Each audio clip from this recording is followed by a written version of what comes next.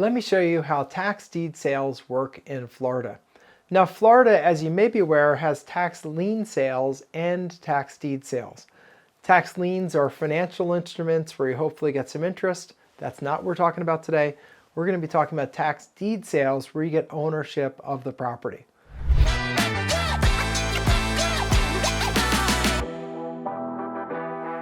Florida is a great place to do tax deed sales. Obviously a very popular state with rapidly increasing real estate values, so it's really terrific. And each county holds its own tax deed sales where you can buy the property. The high bidder wins. Many of the sales are conducted online. Some of the sales are conducted in person, so you can do them from anywhere. For most of the time, it's going to be online. And win the property, you become the owner of that property. And often these properties are sold at deep, deep discounts. 15% off retail, 20%, 30%, sometimes even more, depending on how popular the county is and how popular that particular property is. But even if you think about the minimum, 15% off retail on an average house, which average house in America is a $400,000 house approximately, that's $60,000 off if you buy it at a tax deed sale.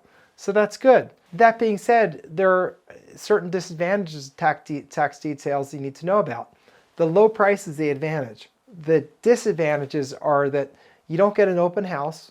When you think about tax deed sales, you don't have the right to go into the property before you own it. So all you can do is drive by from the street. If you're bold, which you should be if you're going to be in this business, get out of your car and knock on the door, see who's there. Is it a tenant? Is it an owner, soon to be former owner? Find out what you can about the condition of the property. You want to make sure that you're investigating as thoroughly as you can. Because if you decide to put your hard-earned money down for that property, well, it better be a good property, right? And it better be in good condition. And sometimes properties are let go at tax sale because they're in horrendous condition. Maybe they've had a fire, maybe they've had a flood. In Florida, you have a lot of hurricane damaged properties. So you need to make sure you check things out carefully because no one else is helping you. They tell you the amount that's owed and they tell you the address of the property, but after that, it's up to you. And no one's looking out for you, so you really need to just exercise buyer beware in the tax deed sales. So make sure you check out each property, make sure you drive by each property. My process, when I get the list, which you can easily do if you put, Broward County, Florida tax sale list, that's going to get you to the tax office and that will get you a list of properties going up for sale. That's all they give you though. So what I do with that is I go into Google Maps and I pull up each property and I do the street view so I see what does the street look like? What does the property look like? And all I'm trying to do is eliminate properties I don't want. I'm going to go see the properties that I do want in person so I can get a better understanding of their condition, especially since Google Maps doesn't go through every day. They go through occasionally. So they can have very outdated photos on there. So make sure that you look at Google Maps to get rid of the ones you don't want. And also make sure you keep an eye on the list because as the date of the tax sale comes closer and closer, they're going to be pulling properties off the list because owners are going to pay the taxes. Lots of people do things at the last minute. So if you get 100 properties on a tax sale list before the sale, by the time that the sale comes around, you probably have 15 properties left that you could bid on. So when you're doing your due diligence, first thing, just cross off properties that are not in areas you like, then pull the list with about 4 days to go prior to the sale and look to see, all right, these are properties I was interested in. Let's see where they overlap with what's still available. And then you're going to get in your car and go out and check out the properties because you want to have a physical inspection of those properties and see what does it look like. Does it have windows that aren't square, they're kind of out of rack? Does it have a roof that's sagging in the middle? Does it have any indication it had a fire or a flood or anything like that? You really want to make sure that you're looking at that because people may have abandoned the property because of condition. You don't know, so you need to make sure that you investigate thoroughly, know as much as you can know about the property, and then you're going to be in much, much better shape for buying and making a wise purchase.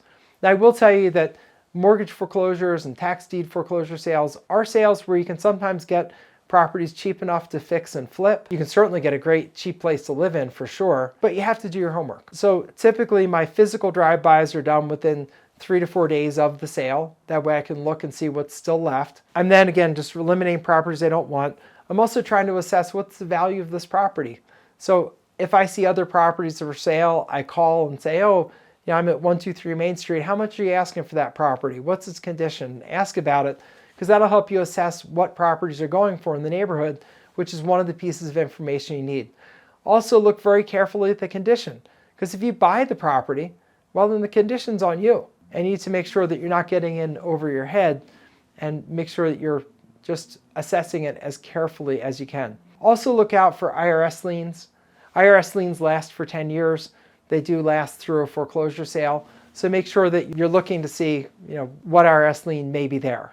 IRS liens have a limited ability to survive the sale. IRS gets something called a right of redemption, meaning for up to 120 days after the sale, the IRS can come repay the bidder and take the property themselves. I haven't seen them do it before. I was tempted to say it rarely happens. I've never seen it. Doesn't mean it couldn't happen, but it does mean that's something you have to be cautious of.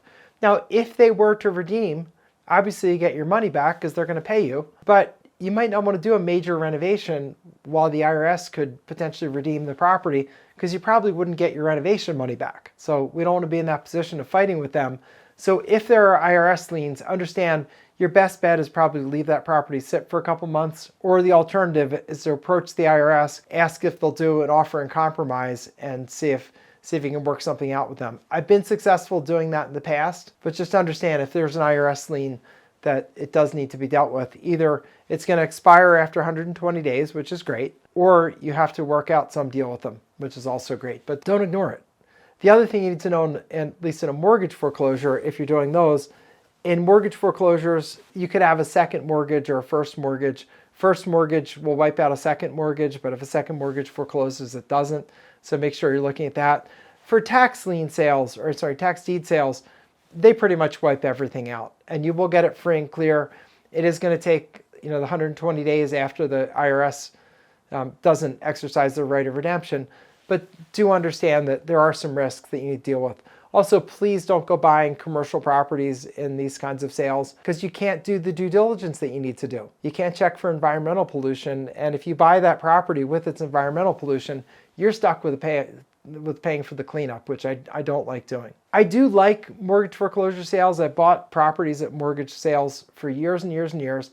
I've gotten some amazing deals. I also like tax deed sales. Got even more amazing deals. I'm thinking one property I bought was at 711 Chain Street in Norristown, and that property sold to me for $4,000, and I went and I resold it for $64,000 and didn't do that much to it. What I did essentially with that property is clean it up.